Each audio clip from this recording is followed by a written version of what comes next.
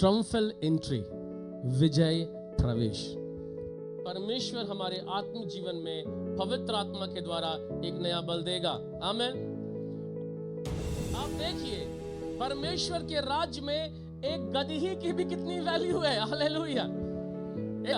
Bible कहती है परमेश्वर ने जगत के मूर्खों को चुना है कि वो ज्ञानवानों को लज्जित करे। पौलुस कहता है हम तो संसार की खुरचन ठहरे हैं। जमाने में हमारा कोई ऑनर नहीं है, हमारी कोई इज्जत नहीं है, हमसे कोई प्यार नहीं करता, हमें कोई आदर नहीं देता। ऐसे लोगों को परमेश्वर ने आदर देने के लिए, इज्जत देने के लिए, अपनी सेवा में लेने के लिए चुना है। फर्स्ट कमिंग में यीशु मसीह जो है वो धरती का राजा या जमीन का राजा या देश का राजा या शहर का राजा बनकर नहीं आया, पर यीशु मसीह पहली कमिंग में उन लोगों का राजा बनकर आया जिनको उसने बंधुआई में से छुड़ाया। कलीसिया का मतलब ये नहीं है कि कोई एक व्यक्ति सुपरस्टार बनकर खड़ा हो, स्टार बनकर खड़ा हो, सेलिब्रिटी बनकर खड़ा हो और सारे काम वो खुद से करे, पर कलीसिया का मतलब होता है मसीह का शरीर, बॉडी ऑफ क्राइस्ट, जिसका हर अंग, चाहे वो कान हो, चाहे वो नाक हो, चाहे वो पैर हो, चाहे शरीर का कोई भी अंग क्यों ना हो, सब अंग आवश्यक है बॉडी ऑफ क्राइस्ट में। हालेलुया। जय मसीह की। बगल में से हाथ मिलाए, बोले आपको पाम संडे मुबारक हो।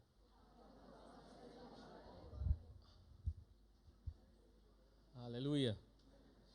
गुड।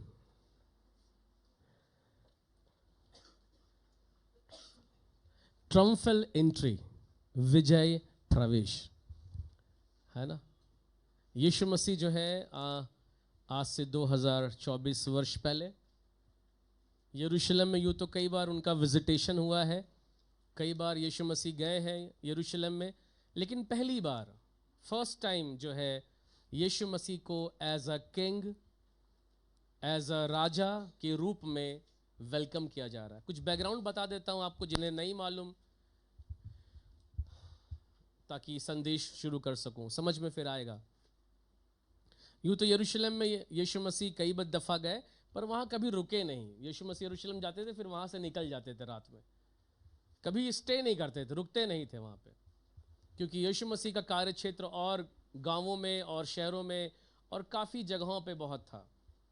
और यीशु मसीह जब भी अपने घर गए तो वहाँ के लोगों ने उसको उतना ऑनर, उतना सम्मान जो देना चाहिए था वो नहीं दिया। लेकिन ऑनर और सम्मान यीशु को तब मिल गया जब लोगों को यरूशलेम में पता चला और वहाँ के लोग गवाह बने कि यीशु मसीह ने कैसे 5 रोटी और 2 मछली से 5000 की भीड़ को खाना खिला दिया।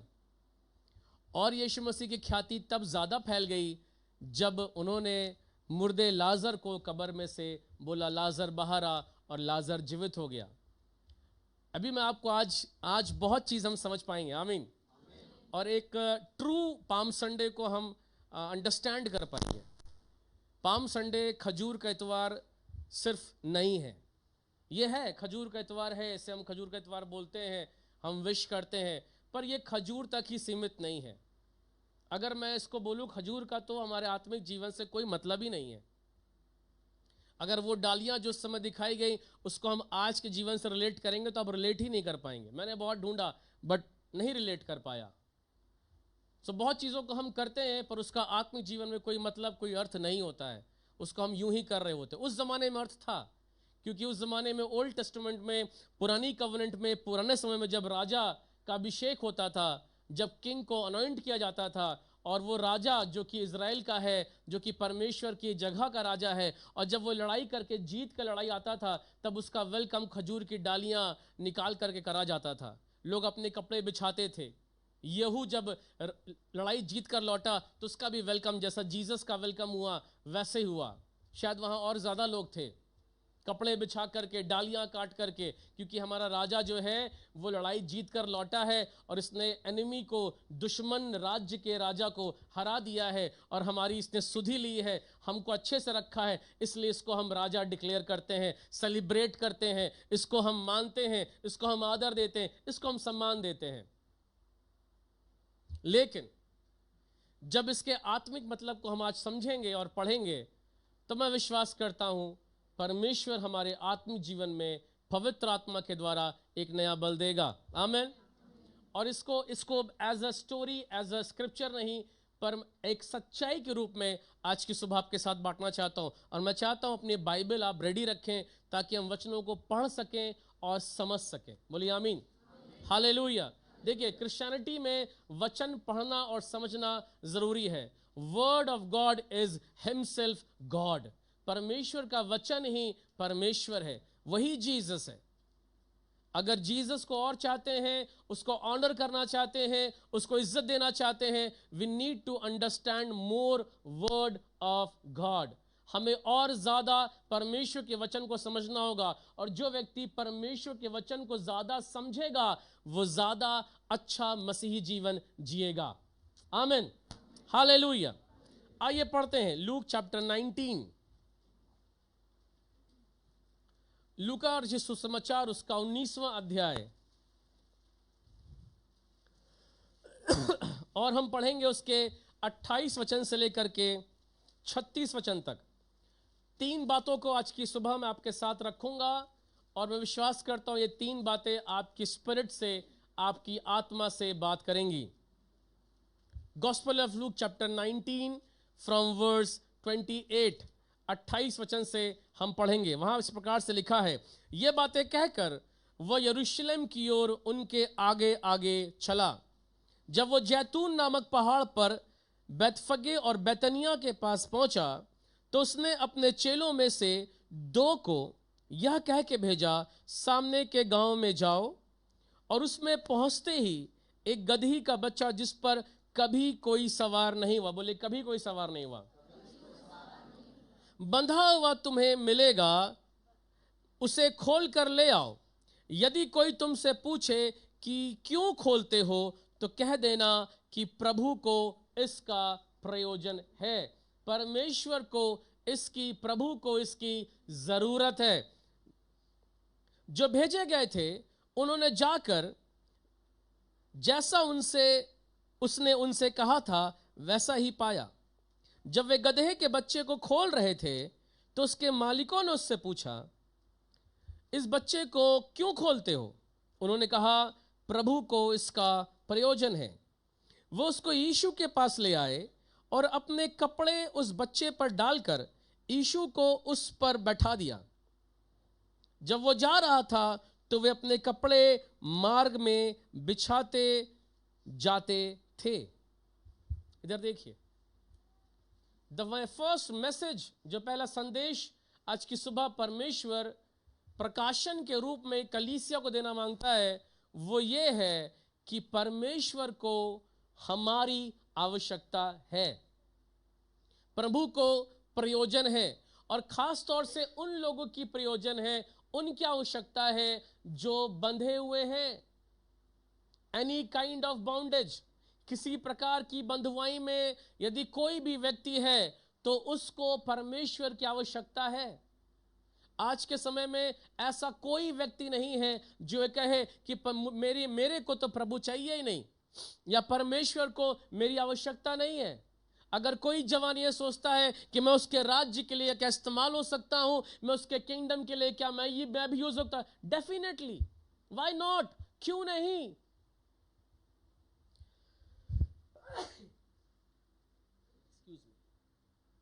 आप देखिए, परमेश्वर के राज्य में एक गदही की भी कितनी वैल्यू है। हालेलुया, आमेन। अगर आप अपने आप को गधा समझते कोई दिक्कत नहीं है, यू आर वैल्यूएबल।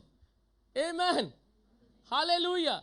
बाइबल कहती है परमेश्वर ने जगत के मूर्खों को चुना है कि वो ज्ञानवानों को लज्जित करे। पौलुस कहता है हम तो संसार की खुरचन ठहरे हैं। जमाने में हमारा कोई ऑनर नहीं है, हमारी कोई इज्जत नहीं है, हमसे कोई प्यार नहीं करता, हमें कोई आदर नहीं देता। ऐसे लोगों को परमेश्वर ने आदर देने के लिए, इज्जत देने के लिए, अपनी सेवा में लेने के लिए चुना है। मैं इसको पढ़ रहा था बहुत ध्यान से, तो मैंने इसको पाया। तुम्हें एक गदही का बच्चा वहां बंधा हुआ मिलेगा, जकरिया 9:9 की प्रोफेसी यहां फुलफिल हो रही है, जिस पर कभी कोई सवार नहीं हुआ, आज तक उस पर कोई नहीं बैठा है, आज तक उस पर कोई नहीं बैठा है, वो गधे के बच्चे पर कोई भी नहीं बैठा है, कोई सवार नहीं हुआ है, और बंधा हुआ है। बोलिए बंधा हुआ है। प्रभु ने उस चेलों को क्या बोला? जाओ और बंधे हुए को क्या करना? खोल कर ले आना। मैं बहुत दिमाग लगाता रहा कि परमेश्वर क्या मतलब है इसका। कोई घोड़ा क्यों नहीं खोला आपने? कोई हाथी क्यों नहीं खोला आपने? कोई और एनिमल या कोई और जानवर जिस पर राजा बैठ के आता हो, ऊंट क्यों नहीं था वहां पे? गदही का बच्चा क्यों था वहां पे? लादू का बच्चा क्यों है वहां पे?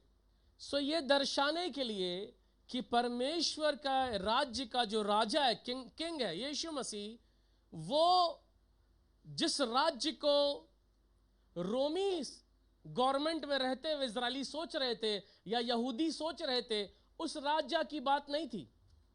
पर यीशु मसीह उस तरह का राजा आ रहा था जो दिलों पे राज्य करने वाला था, जिसकी प्रभुता पाप पर थी, पाप को मिटाने के लिए थी, गुनाहों को माफ करने के लिए थी, और परमेश्वर के राज्य का वारिस बनाने के लिए थी। वो जमीन का राजा बनकर आया ही नहीं था। फर्स्ट कमिंग में, ध्यान सुनिएगा, फर्स्ट कमिंग में यीशु मसीह जो है वो धरती का राजा या जमीन का राजा या देश का राजा या शहर का राजा बनकर नहीं आया। पर लोगों ने उसको ऐसा ही समझा, इसलिए उनको तकलीफ हुई, इसलिए उनको बाद में दिक्कत हुई। पर यीशु मसीह पहली कमिंग में उन लोगों का राजा बनकर आया जिनको उसने बंधुआई में से छुड़ाया। हालेलुया। हर एक व्यक्ति जो बंधुआई में से छुड़ाया गया है वो उसका राजा बनता है। हर एक व्यक्ति जो पाप के दासत्व में से छुड़ाया गया है, हर एक व्यक्ति जो बीमारी के बंधन में छुड़ाया गया है, हर एक व्यक्ति जो कर्जों के बंधन में से छुड़ाया गया है, हर एक व्यक्ति जो निराशा के बंधनों में से छुड़ाया गया है, अकेलेपन के बंधन, प्रभु उसका राजा बन गया है। हालेलुया। और प्रभु को उसकी आवश्यकता भी है। जब चले गए उसे खोलने लगे तो मालिक ने पूछा, इस बच्चे को क्यों खोलते हो? काय खोल रहे हो भैया, क्यों खोल रहे हो? उन्होंने कहा प्रभु को इसका प्रयोजन है। बोले सब लोग बोले अपने ऊपर हाथ रखे, परमेश्वर को मेरी जरूरत है अपने राज्य के लिए। हालेलुया। हाल कोई ना सोचे कि परमेश्वर को मेरी आवश्यकता नहीं है। नहीं, परमेश्वर को हर उस व्यक्ति की आवश्यकता है जो परमेश्वर के राज्य में काम आ सकता है। और हम में से ऐसा कोई जन नहीं है जो परमेश्वर के राज्य में प्रयोग नहीं हो सकता। हर एक जन, हर एक जन। कलीसिया का मतलब ये नहीं है कि कोई एक व्यक्ति सुपरस्टार बनकर खड़ा हो, स्टार बनकर खड़ा हो, सेलिब्रिटी बनकर खड़ा हो और सारे काम वो खुद से करे। पर कलीसिया का मतलब होता है मसीह का शरीर, बॉडी ऑफ क्राइस्ट, जिसका हर अंग, चाहे वो कान हो, चाहे वो नाक हो, चाहे वो पैर हो, चाहे शरीर का कोई भी अंग क्यों ना हो, सब अंग आवश्यक है बॉडी ऑफ क्राइस्ट में। हालेलुया। क्या आप समझ रहे हैं? अभी संदेश मैंने शुरू भी नहीं किया है, अभी सिर्फ आपको कुछ बेसिक चीजें बता रहा हूं।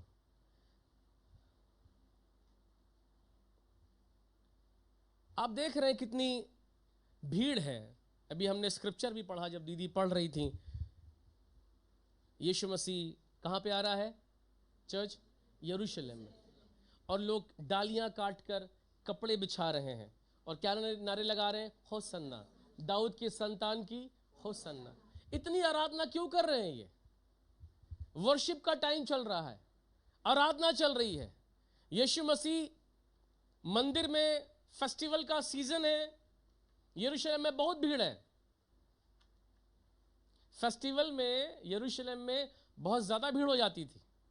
जैसे हमारे चर्च में फेस्टिवल में ज्यादा भीड़। हेलो, कहां से अडॉप्ट किया? यरूशलेम से अडॉप्ट किया। अगल बगल के लोग, बेतनिया से, बेतफगे से, बेतलहम से, अगल बगल के गांव के लोग यरूशलेम में जब भी कोई फेस्टिवल होता था पर्व मनाया जाता था, तो सारे लोग जो थे वो यरूशलेम में, चूंकि वहां मंदिर था, इकट्ठा होते थे। बहुत भीड़ होती थी, बहुत क्राउड होता था। इतनी भीड़ होती थी कि रहने के ठिकाने जगह भी नहीं मिलती थी। जिस समय यीशु मसीह पैदा, उस समय फेस्टिवल चल रहा था, हाँ, त्योहार का समय था, तभी तो वो लोग गए, रहने के लिए कोई जगह नहीं मिली। यरूशलेम पूरा पैक रहता था, हर होटल पैक है, हर सराय पैक है, हर जगह फुल है। ये टाइम भी जिस समय यीशु मसीह यरूशलेम में एंट्री कर रहे हैं, ट्रम्फल एंट्री कर रहे हैं, विजय प्रवेश कर रहे हैं, तो संसार इस विजय को इस वजह से देख रहा है कि हाँ, एक ऐसा राजा आ गया है जो हमें रोमी साम्राज्य की गुलामी से छुड़ाएगा।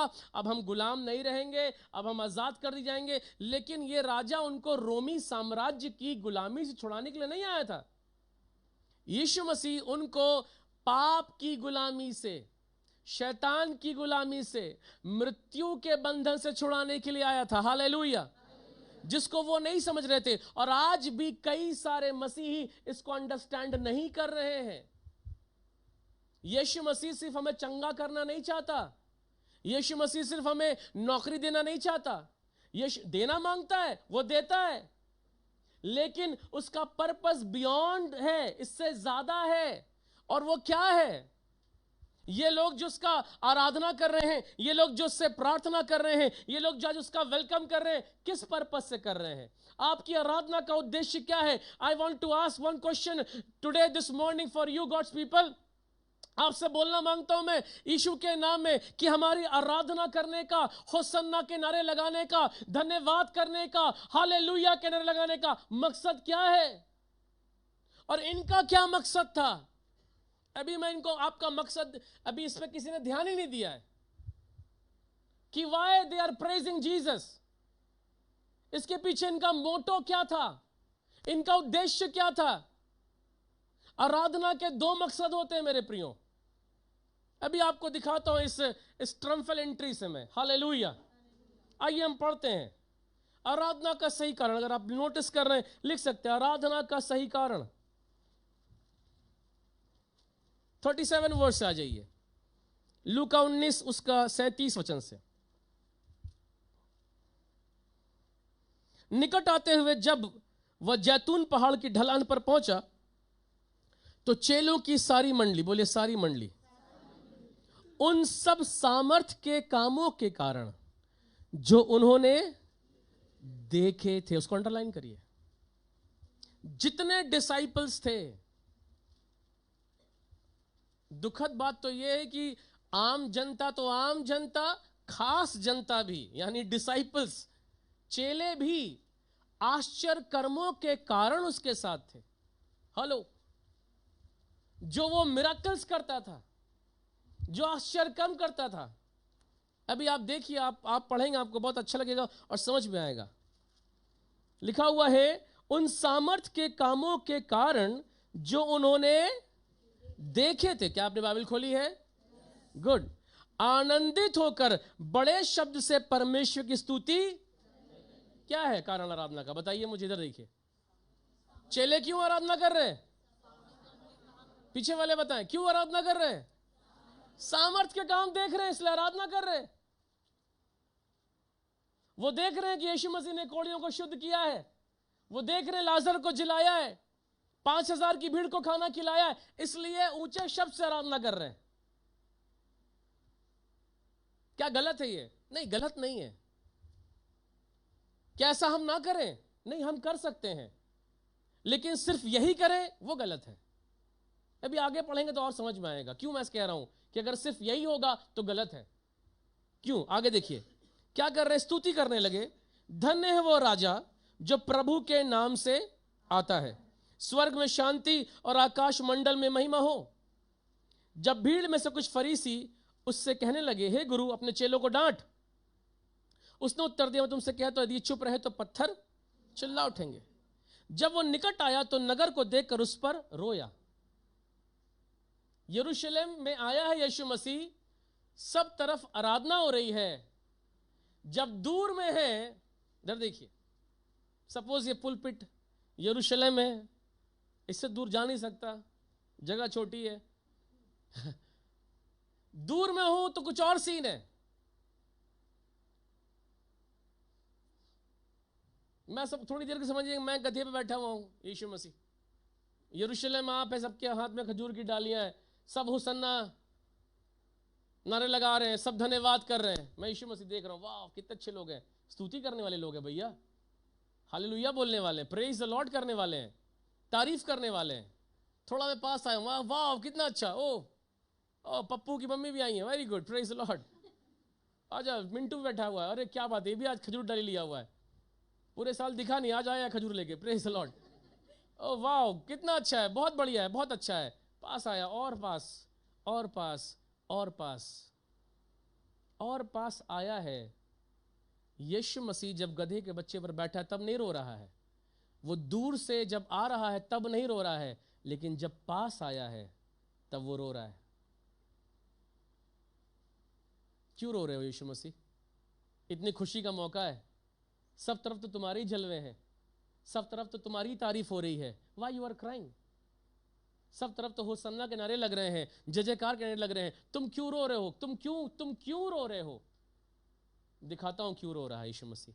जब वो निकट आया तो नगर को देखकर उस पर और कहा, क्या ही भला होता कि तू ही इसी दिन में कुशल की बातें जानता, परंतु अब वे तेरी आंखों से छिप गई हैं। अंडरलाइन करिए, आंखों से छिप गई हैं। मतलब मालूम क्या है? एक बहुत गंभीर संदेश दे रहा हूं आपको मैं, यीशु मसीह नासरी के नाम बता रहा हूं, अभी इसको पूरा एक्सप्लेन करूंगा आपको मैं। क्योंकि वे दिन तुझ पर आएंगे कि तेरे बैरी मोर्चा बांधकर तुझको घेरेंगे और चारों ओर से तुझे दबाएंगे, और तुझे और तेरे बालकों को जो तुझ में है मिट्टी में मिलाएंगे, और तुझ में पत्थर पर पत्थर भी ना छोड़ेंगे, क्योंकि तूने उस अवसर को जब तुझ पर कृपा दृष्टि की गई ना पहचाना। इधर देखिए, जीसस वॉज क्राइंग, यीशु रो रहा है, इस कारण, ध्यान दो, इधर चर्च देखो ध्यान से। हम लोग सिर्फ यीशु को देखते खुश है यीशु मसीह, यीशु रोता भी है। अभी 7 क्रूसवाणी फ्राइडे को हम सुनेंगे, उसमें क्रूसवाणी है, यीशु रोया, सबका ध्यान क्रूस पे, यीशु रोया। भैया यहां पे भी रोया है यीशु मसीह। आज किसी प्रीचिंग में, जितनी प्रीचिंग मैंने 20 वर्षों में सुनी है, मैंने सिर्फ होसन्ना की प्रीचिंग सुनी है, मैंने सिर्फ ट्रम्फल एंट्री की, विजय प्रवेश की, खजूर की डालियां हिलाने की, कपड़े बिछाने की प्रचार सुना है। धन्य है वो जो प्रभु के नाम से आता है, आकाश में Hosanna. But I did not notice before कि यहां पर यीशु मसीह जो है, जब यरूशलेम में उसकी एंट्री का बहुत प्रीचिंग हो रहा है, लेकिन जब यीशु मसीह यरूशलेम में आ रहा है तो वो उसके लिए रो रहा है। बहुत ध्यान से सुनो, गंभीर हो रहा संदेश। यरूशलेम जो है वो नए नियम में हम और आप हैं। यरूशलेम हम और आप हैं। क्यों? क्योंकि बाइबल बताती है, क्या तुम नहीं जानते कि तुम्हारी देह पवित्र आत्मा का मंदिर है? यरूशलेम में क्या था? हेलो, क्या था? मंदिर। मंदिर में लोग आराधना के लिए आते थे, परमेश्वर से मुलाकात करने के लिए, सैक्रिफाइसेस करने के लिए। और न्यू कवेनेंट में, नई वाचा में, हम परमेश्वर के मंदिर हैं और यीशु इसमें आता है पवित्र आत्मा के रूप में, अनलिमिटेड जीसस। जब यीशु, सपोज मैं यरूशलेम हूं, सी इधर देखो, सब समझो यीशु क्यों रो रहा है। होसन्ना अभी करने के बाद सब आप प्रार्थना करोगे, आप इधर देखो, आप यीशु मसीह जो है वो जब मुझसे बाहर है, वो मुझे देख रहा है। ओ राजीव कितना अच्छा है यरूशलेम में, बहुत बढ़िया है। राजीव गीत गाता है, राजीव ताली बजाता है, राजीव गिटार बजाता है, अच्छा कीबोर्ड ही बजाता है, अच्छा प्रार्थना करता है, अच्छा वचन पढ़ता है, अच्छा बात करता है। जैसा पम्मी बहन भी कह रही थी, 1-2 तारीफ बोल दी, इतना है नहीं, कभी घर पे आइए पत्नी से पूछे मैं कैसा हूं, रियलिटी वो बताएगी। जब मैं 5 मिनट के लिए आपसे मिलता हूं, मैं स्वर्गदूत रहता ही हूं, वो तो बनेगा ही। मैं कभी 2 दिन घर पे रह के देखो मेरे साथ आप, मैं स्वर्गदूत नहीं हूं वहां पे। हाँ? शायद भूत हूं। वो मेरे घर वाले, मेरे बच्चे, मेरी पत्नी बताएगी, है ना। इसलिए सबसे अच्छी गवाही जो है वो किसी सेवक की उसके घर में हो, वो घर वाले बताएंगे कि वो कैसा है। क्योंकि स्टेज पे आते साथ सारे भूत दूत बनते हैं। क्यों? क्योंकि यूट्यूब भी देख रहा है, फेसबुक भी देख रहा है, मुझे अच्छा बनना है। पता नहीं कहां का वीडियो पहुंच जाएगी कि मैंने गलत कुछ कर दिया, गलत कुछ बोल दिया, तो नाप तोल के बोलना पड़ता है। पर जब मैं अपने घर में होता ना नापता हूं, तोल तो सीधा देता हूं।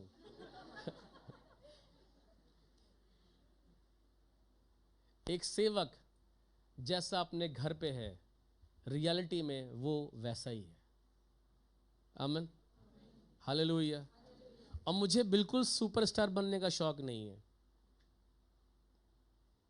आज मैं शर्ट प्रेस कर रहा था, मैंने देखा कॉलर गंदी है मेरी, मैंने कहा कोई बात नहीं, नहीं दिखेगी। जेन्युइन बात बता रहा हूं मैं आपको। मैंने उसी पे प्रेस किया, मैंने कहा यार छोड़ो, अब दूसरा कौन प्रेस करे, इट्स ओके, कोई मेरी शर्ट देखने नहीं आया है। वचन सुनने लोग आते हैं।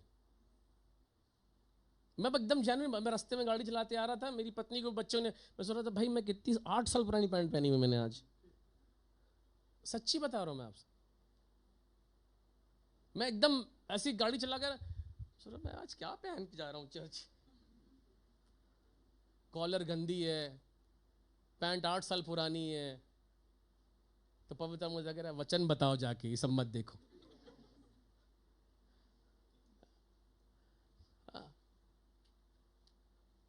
अभी मैं कल वीडियो मैंने रिलीज किया, तो एक कोई भाई साहब थे, वो मेरी दाढ़ी से नाराज हो गए। अभी मैं इसको हटाने वाला हूं, मैं सच बता रहा हूं, हटाने वाला हूं। देखिए दाढ़ी, दाढ़ी कितने फैन बैठे हुए। अरे हटाने वाला हूं मैं, मजाक नहीं। सबसे खुश मेरी मम्मी और बीवी हो जाएंगी।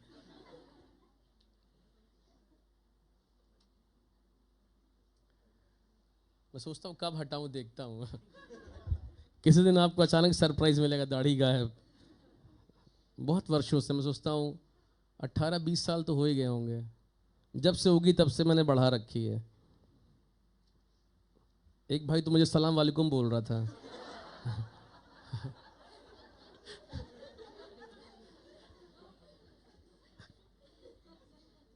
मैं सच कह रहा हूं, मैं सच कह रहा हूं। मेरे बहू बाजार का मीट वाला जो है, जहां से मीट लाता हूं मैं, वो मुझे बहुत दिन तक अपना भाईजान सोच रहा था।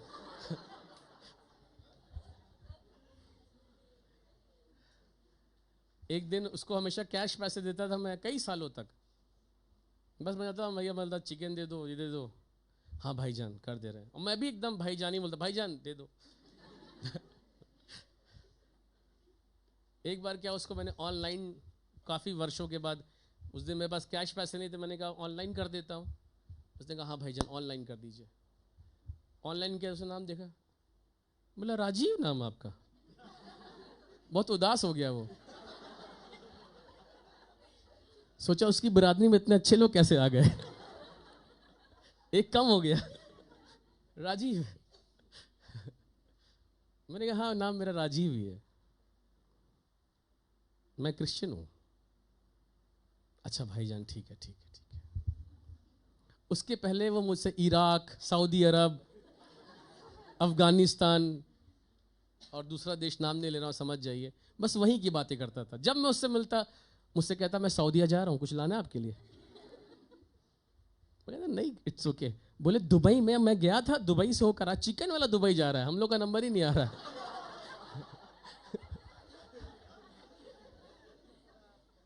मतलब मैं दुबई में गया था, वहां वाली साइकिल मैंने देखी है भाईजान, 1.5 लाख की साइकिल है, और उसको लाके मैं चलाऊंगा, आपको चाहिए? मैंने कहा मैंने खरीदी साइकिल, घर में मेरी सड़ रही, चला नहीं पा रहा हूं मैं। उसके बाद से उसने वो सब बातें करना बंद कर दी।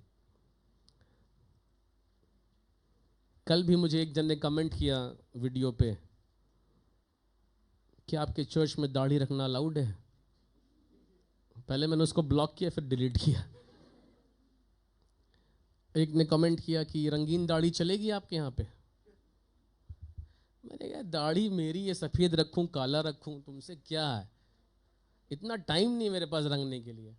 और बहुत लोग कहते हैं रंग लो, मेरी बीवी भी कह रही थी रंग लीजिए, काहे रंग लूं मैं?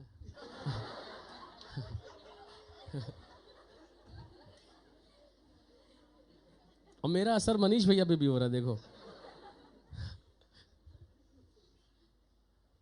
नहीं, मैं कर सकता हूं, अच्छा होगा, पर मैं सोचता हूं एक ही काम को बार बार क्यों करना, इतना समय नहीं है मेरे पास, टाइम नहीं है। जो समय मिला है उसको किसी और काम में यूज कर सकते हैं। मैंने अपनी शादी में बस फेशियल कराया था। शादी हुए कम से कम 11 साल, 10 से 11 साल हो गए। यीशु मसीह जीवन में आता है, हम डिफरेंटली थिंक करते हैं, अलग से हम सोचते हैं। आप ऐसा ना करिए, बहनें ना करें, बहनें खूब काला करें, भूरा करें, लाल करें, अच्छा लगता है, ठीक है। पुरुषों की बात अलग है, बहनें अच्छी हैं, आप करो, कोई दिक्कत नहीं। आप ब्यूटी पार्लर जाओ, 1000 1.5 लाख जो खर्चा करना है कर डालो, इसमें कोई दिक्कत नहीं, महिमा कर लो, कोई दिक्कत नहीं है ना। हालेलुया। वचन पे आते हैं। यीशु मसीह, सी इधर देखिए, अच्छा लगा आपको ना? इधर देखो, यीशु मसीह यरूशलेम के लिए रो रहा है।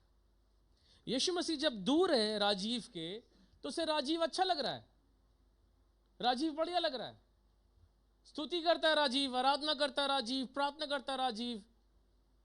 लेकिन वो जैसे राजीव के अंदर आता है तो वो देखता, oh from inside Rajiv is different. अंदर से राजीव तो कुछ और है। बाहर से तो गीत बहुत सुरीला गाता है, ये गिटार अच्छा बजाता है, ये उछलता बहुत है, ताली बहुत अच्छा बजाता है, इज गुड।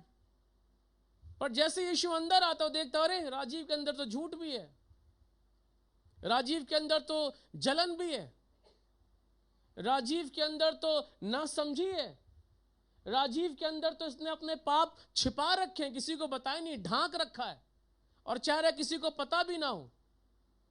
राजीव के अंदर तो नासमझी है, राजीव के अंदर तो डिसोबीडियंस है, अनाज्ञाकारिता है।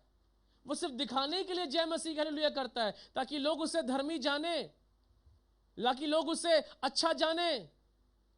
मेरे प्रियो समझिए इस चीज को।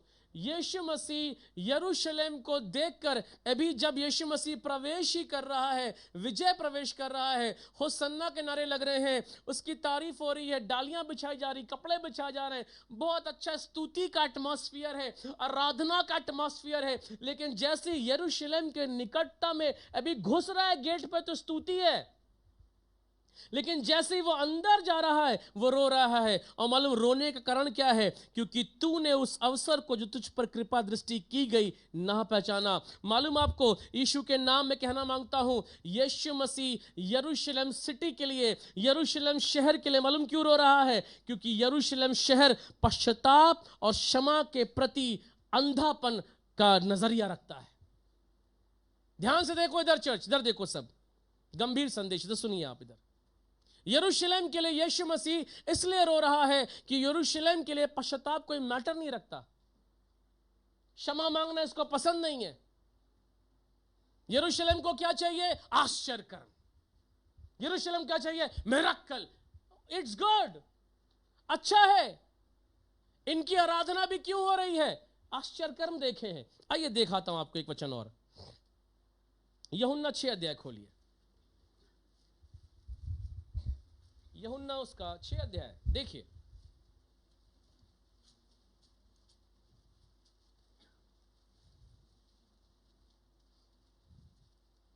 यूहन्ना 6 उसके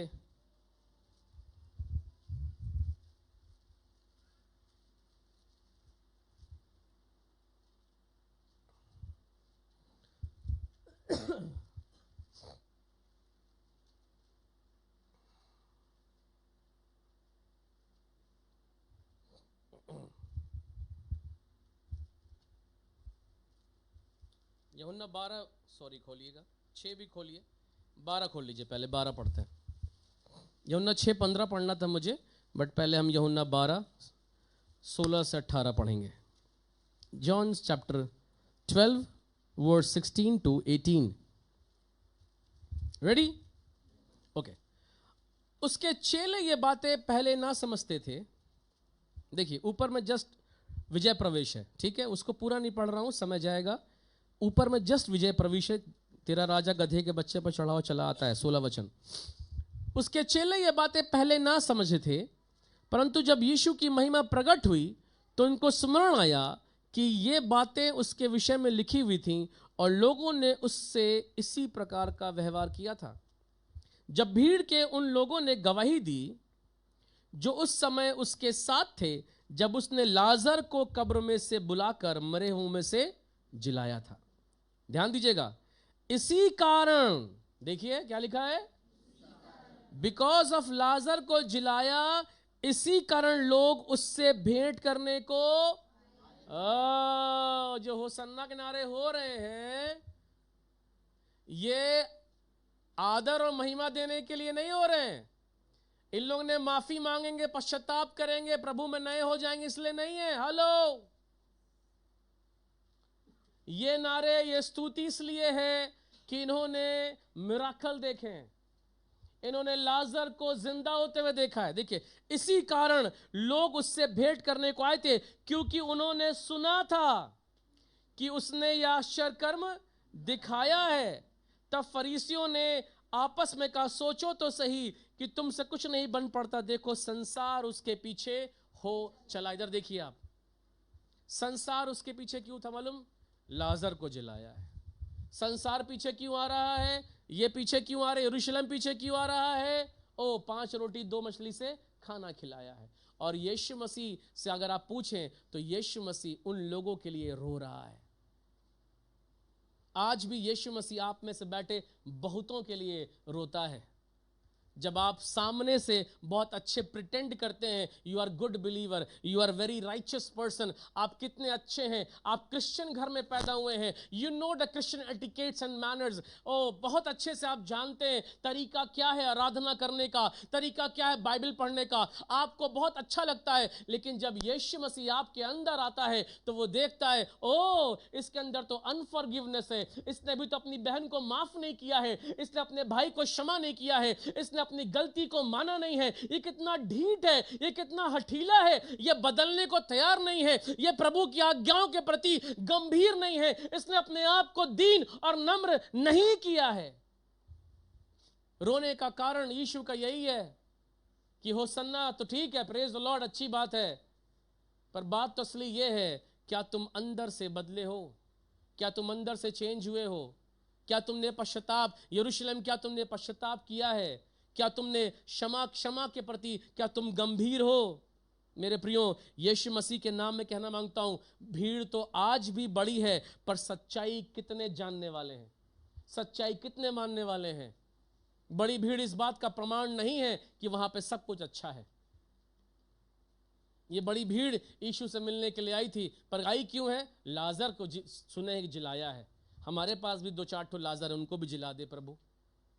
हमने सुना है तूने 5 रोटी 2 मछली से खाना खिलाया है, प्रभु हमारी भी आवश्यकता पूरी कर दे, हमारा भी आवश्यकता पूरी कर दे। मैं ये नहीं कह रहा हूं गलत है, आवश्यकता प्रभु पूरा करता है, लेकिन क्या सिर्फ आवश्यकता पूरा करने के लिए ही मेरा स्वामी है?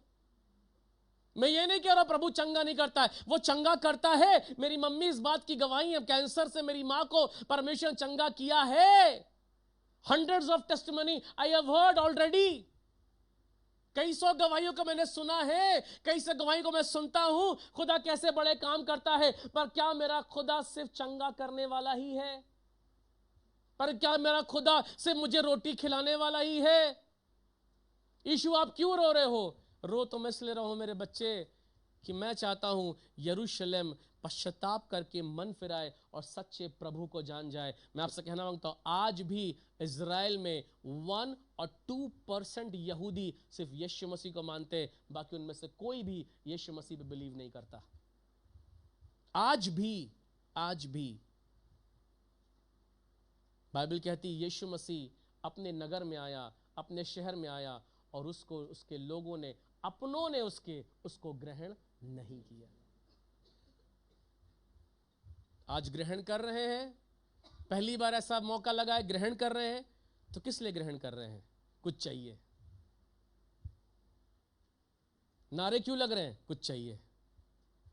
स्तुति क्यों है? कुछ चाहिए। आराधना क्यों है? कुछ चाहिए। कोई दिक्कत नहीं है, वो तो स्वामी है, वो तो राजाओं का राजा, वो तो देगा ही देगा। लेकिन सवाल तो इस बात का है, सवाल तो मुख्य ये है कि जिस परमेश्वर को मैं अपने जीवन से मैं आशीष लेने के लिए चाहता हूं, क्या उस परमेश्वर को मैं अपने जीवन का स्वामी बनाना चाहता हूं? मैं उसको अपना प्रभु मानना मांगता हूं अपने जीवन के हर क्षेत्र में, अपने जीवन के हर दिनों में। एक बार की बात है, यीशु मसीह जो थे एक बहन से बहुत प्यार करते थे और वो बहन भी यीशु मसीह से बहुत प्यार करती थी। Listen church. और वो रोज अपने घर में प्रार्थना करती थी, यीशु मसीह कभी आपको टाइम मिले तो, दिस इज स्टोरी, कभी आपको टाइम मिले तो मेरे भी घर आके मुझसे मुलाकात करिए। रोज प्रार्थना करती थी, डेली प्रार्थना करके सो जाती। एक दिन सुबह सुबह दरवाजे पे कोई आया, नॉक नॉक। वो एकदम उसको एक्सपेक्टेशन नहीं थी।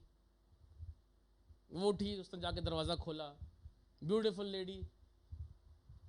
उसने कहा, oh my God Jesus you are here, आप मुझसे मिलने आए। उसने कहा, जी आपसे मिलने आया हूं मैं आज। ओ यीशु एक मिनट प्लीज, गेट पे बैठे रहो, अंदर मत आना। यीशु मसीह ने कहा, क्यों अंदर क्यों नहीं आऊं मैं? नहीं प्लीज जीसस एक मिनट रुक जाओ, अंदर नहीं आना प्लीज, 2 मिनट रुको, तुरंत आ रही हूं मैं, उसके बाद अंदर आना। वो दौड़ गया, अंदर गई ड्राइंग रूम में। उसने सारी अपनी जितनी एग्जीन मैगजीन सब पढ़ी थी, उल्टी सीधी किताबें जो पढ़ती थी, उसको तुरंत उसने कबर्ड में डाला, पूरा बिस्तर ठीक किया, ड्राइंग रूम का सोफा ठीक किया, गिलास अपनी जगह पर रखा, सब सामान बहुत टाइडी खटाखट 5 मिनट सब कंप्लीट किया उसने। यीशु मसीह प्लीज अब आओ। यीशु मसीह अंदर आ गए। यीशु मसीह बैठो, आपके लिए मैं कॉफी बनाती हूँ, आपके लिए कुछ बनाती हूँ, पास्ता खाएंगे आप? एज यू विश, मैं तो सब खाता हूँ, जो भी खिलाऊं मैं। आप यही बैठो, मैं किचन में आ रही तुरंत, यीशु मसीह प्लीज बैठो, जाना नहीं, आज पहली बार आप आए हो, इतने दिन से मैं दुआ कर रही थी कि आप मेरे घर पे आओ, आज आप आए, प्लीज यहीं बैठो आप। वो अंदर दौड़ के गई, किचन में गई, किचन में उसने बढ़िया कॉफी बनाई, उसने पास्ता बनाया, चाउमीन बनाई, जो बना सकती थी उसने 15 से 20 मिनट में तुरंत बनाई। बात करती, जीसस कैसा लग रहा है, बैठो, तुरंत ला रही हूं, बस मैं अभी शक्कर डाल रही हूं, रुको बस आ रही हूं। जीसस डोंट मूव एनीवेयर, जाना नहीं कहीं, जहां बैठे वहीं बैठना। यीशु मसीह अपनी नजरें चारों तरफ घुमा रहे थे, घर में क्या क्या है। ओ ताजमहल भी है यहाँ पे, अच्छा वहाँ पे, अच्छा वो वाला भी चीज रखा, अच्छा ठीक है, अच्छा वहाँ पे रंगीन बोतल भी है, अच्छा ओह सब चीज़ें हैं घर में संसार की। कॉफ़ी आ गई, जीसस कॉफ़ी पियो। जीसस ने बोला, तुम रोज़ दुआ कर रही थी कि मैं तुमसे मिलने के लिए आऊँ, आज मैं आ गया हूँ और आज मैं तुमसे पूरी मुलाकात करके जाऊंगा। उसने बोला, बहुत अच्छी बात है जीसस, वेरी गुड, बहुत अच्छा, थैंक यू फॉर कमिंग। उसने बोला, मुझे अपने बेडरूम में ले चलो। उसने, no Jesus please, no, bedroom में आप मेरे नहीं जा सकते। क्यों नहीं जा सकता बेडरूम में? नहीं जीसस प्लीज, ड्राइंग रूम तक बैठो, बेडरूम में जाने की जरूरत नहीं है। वाई? तुम तो रोज दुआ कर रही थी तुमसे मिलने के लिए आऊं, और तुम दुआ में कहती भी थी, प्रभु मेरा घर तो तेरा ही है, अभी तो मैं यहां गया हूं, दिखाओ घर अपना। नहीं जीसस, बेडरूम में नहीं। जीसस ने बोला, नहीं मुझे आज बेडरूम में जाना है, आज मैं बेडरूम में जाऊंगा। Bedroom is like our inner heart, हमारा अंदरूनी कमरा जो यहां पे है, किसी को नहीं पता, कोई नहीं जानता। सब तो जानते हैं बाइबल पढ़ती है, सब तो जानते हैं दुआ करती है, सब तो जानते हैं दान देता है, सब तो जानते हैं बहुत अच्छा है, फैमिली प्रेयर करता है, सब तो जानते हैं हाँ इनके यहाँ मीटिंग्स होती हैं, इनके यहाँ प्रेयर सेल चलता है। Oh but bedroom is inner heart. Yeshu Masih ने कहा, I want to visit your bedroom. Listen church, जैसे यीशु मसीह गंभीर हो गए, वो स्त्री जो थी यीशु के पैर पे गिर गई और बहुत रोने लगी कि जीसस प्लीज आज मेरे बेडरूम को विजिट मत करो, कल आना, कल आना, कल वो ठीक रहेगा, अभी बहुत गंदा है वो। यीशु ने कहा कोई बात नहीं, मिल के साफ करेंगे, आज चलो, अभी चलो। वो रोते रोते यीशु को अपने बेडरूम में ले गई। जब यीशु मसीह वहाँ बेडरूम में पहुँचे तो वहाँ पे बेडरूम में न्यूड मैगजीन्स, गंदे पोस्टर्स, गंदी पिक्चरों के कैसेट्स, शराब की बोतलें, सिगरेट के डब्बे और बहुत सी चीज़ें जो संसार के नशे से संबंधित थी उस बेडरूम में मौजूद थी। यीशु मसीह ने उससे मालूम क्या कहा, आज मैं इन सब की तुम्हारे जीवन से सफाई करूंगा। उस स्त्री ने उसके पैर को पकड़ के चूमा, रोया, उससे माफी मांगी और यीशु मसीह ने उसके पूरे बेड को, उसके पूरे रूम को क्लीन किया और सब चीज़ों को जलाकर ख़त्म किया। और उस बहन ने यीशु से माफ़ी मांगी, पश्चाताप किया, रिपेंट किया, क्षमा मांगी और प्रभु ने उसे माफ़ किया। आपको मैं क्या बताना चाह रहा हूँ, यरूशलेम भी ऐसा ही था, जो बाहर से बहुत धार्मिक था, रिलीजियस था। आज बहुत से क्रिश्चियन बहुत रिलीजियस हैं, धार्मिक हैं, अंदर से उनके अंदर पश्चाताप नहीं है। वो अपनी गलती को मानने के लिए तैयार नहीं है। वो अपने आप को दीन करने के लिए, हम्बल करने के लिए प्रिपेयर नहीं है। वो अपने आप को कह तो रहे हैं हाँ सब कुछ अच्छा है, आई एम गुड क्रिश्चियन, पर व्हाट इज गुड क्रिश्चियनिटी? मैं विश्वास करता हूँ अच्छी क्रिश्चियनिटी वो है जो अपनी हर गलती को मानने के लिए तैयार रहती है, सच्चा रिपेंट करने को तैयार रहती है। पश्चाताप, आज तो पश्चाताप का प्रचार ही चर्च में से गायब है। किसी को पश्चाताप करने की जरूरत ही नहीं है। सब ब्लेस्ड हैं, सब ब्लेस्ड हैं, सब आशीषित हैं, सब बढ़िया है। प्रभु से डरने की जरूरत नहीं है। जब आप प्रभु से डरते नहीं हैं तो आप और ज़्यादा पाप करते हैं, और ज़्यादा गुनाह करते हैं। मैं आपसे कहना मांगता हूँ, यीशु मसीह जब निकट आया है तो यरूशलेम को देखकर रो रहा है। जब आज पूरा देश हर जगह पाम संडे सेलिब्रेट हो रहा है, मैं आपको इस संदेश के साथ छोड़ना चाहता हूँ, होसन्ना ठीक है, नारे लगाना, आराधना ठीक है, पर क्या आपने एक ऐसा जीवन जिया है जिससे यीशु खुश हो? कहीं आप भी एक ऐसा यरूशलेम तो नहीं जो बाहर से सब कुछ अच्छा है, अंदर से आप भी यीशु को रुला रहे हैं। बाहर से अच्छा है, बाहर से everything is good from outside, but let me tell you church, परमेश्वर हमारे मन को जांचता और हृदय को परखता है। हालेलुया। यरूशलेम अंदर से पवित्र आत्मा का घर बनना चाहिए। Hallelujah. I am his temple of God. क्या तुम नहीं जानते कि तुम पवित्र आत्मा का मंदिर हो? और पवित्र आत्मा तुम्हें पवित्र करने के लिए ही दिया गया है। पवित्र आत्मा हमें पाक और पवित्र करने के लिए दिया गया है। और मैं कहना मांगता हूँ, ध्यान सुनिए क्या बता रहा हूँ, और उसी पाक और पवित्र मंदिर की प्रभु को प्रयोजन है। हालेलुया। मैं उस वचन को फिर से याद दिलाऊंगा, कनेक्ट करिएगा, जिस पर किसी ने कोई सवारी नहीं की, प्रभु को उसका प्रयोजन है। वो मालूम कहना क्या मांग रहा है?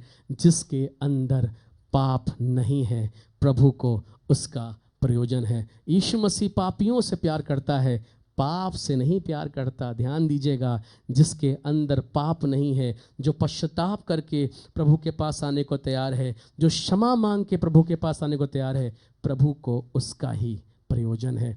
कोई मतलब नहीं आपकी आपके क्वालिफिकेशन कितनी है, आपने कितना रुपया कमाया है, कितना पैसा कमाया, आपका बैकग्राउंड क्या है, इट डज नॉट मैटर, ये मैटर नहीं करता। पर प्रभु को तो एक पवित्र मंदिर चाहिए। पौलुस कहता है रोमियो 12वें अध्याय में कि अपने शरीरों को जीवित, पवित्र और भावता हुआ बलिदान करके चढ़ाओ, जो तुम्हारी आत्मिक सेवा है। This palm Sunday I want to encourage you, उत्साहित करता हूँ आपको, यीशु मसीह के लिए पवित्र बन जाएं।